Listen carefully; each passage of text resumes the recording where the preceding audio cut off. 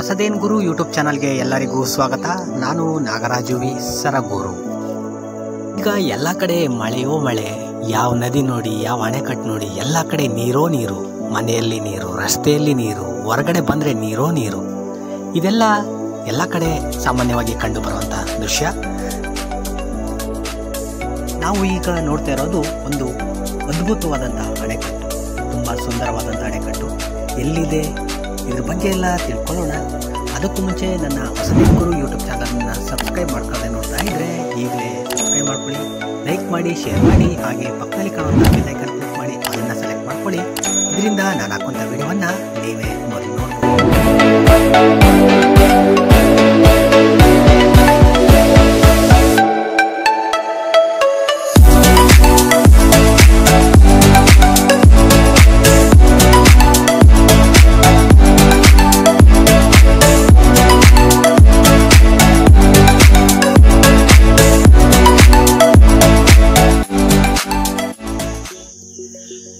ನೀವೀಗ ನೋಡ್ತಾ ಇರೋದು ನುಗು ಅಣೆಕಟ್ಟು.